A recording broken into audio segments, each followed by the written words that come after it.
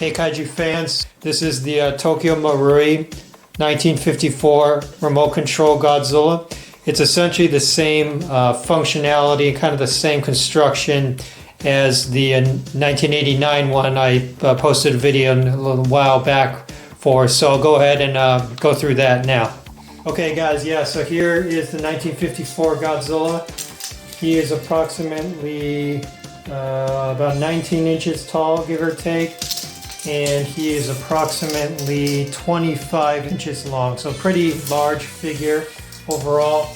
And yeah, let's go ahead and take a deeper look. Okay, so first things first, the skin is made of rubber, and just like the other figure I showed you guys earlier, the other remote control figure, it covers an endoskeleton.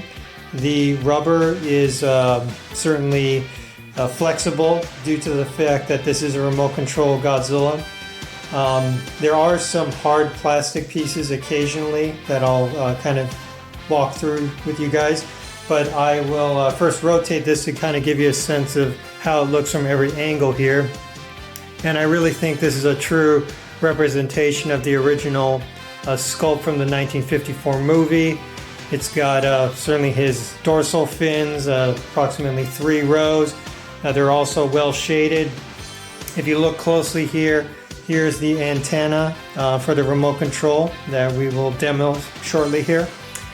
And yeah, there's also this kind of crevice here where you can open it up and actually pull out the endoskeleton. And mind you, when I got this figure, I had to assemble it, which means that the endoskeleton was separate than the skin itself.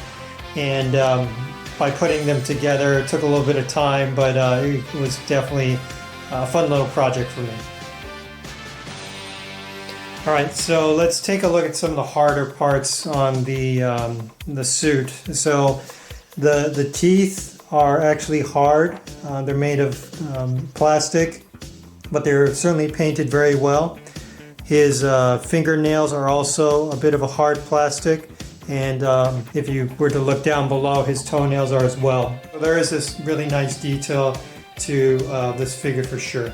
Now the irises here are a little bit more basic than the other figure because I think this is just simply a kind of a white eyeball and then simply a black circle in the middle, whereas the other Godzilla's in the middle a bit more intricate in terms of being painted, but nevertheless still very cool looking.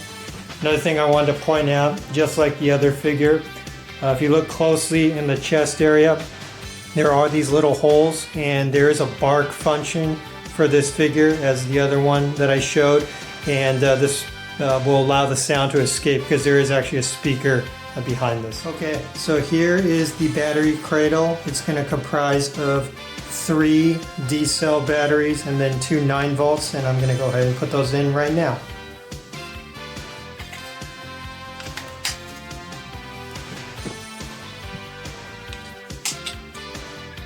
Okay, so I think I was able to put everything together. I'm just going to kind of seal him up now.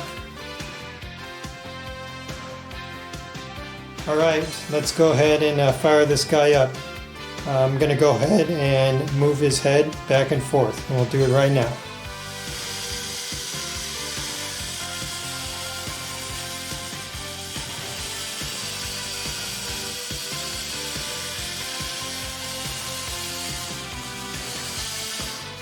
Okay, here's his iconic roar.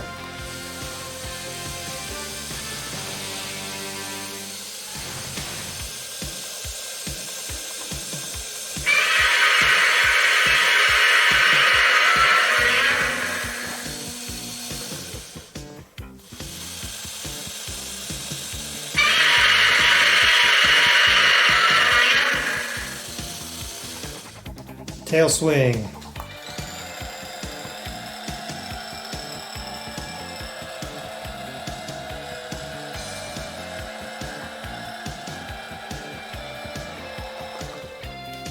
All right, let's take him for a little walk.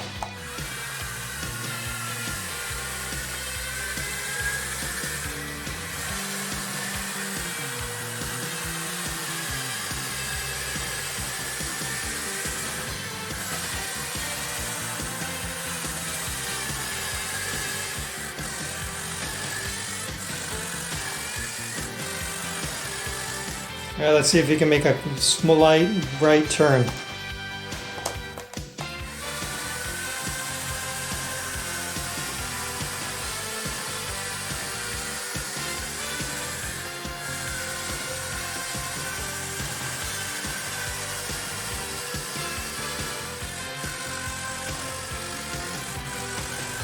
All right, let's try everything at once.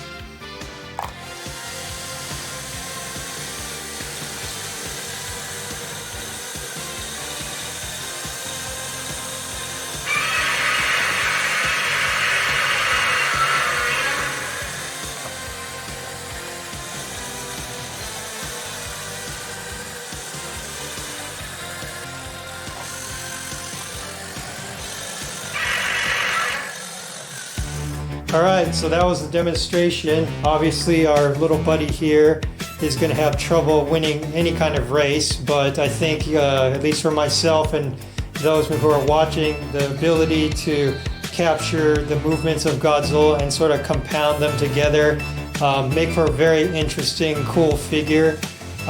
So I hope you enjoyed this content, and if you did, please hit the thumbs up button and hit subscribe as well.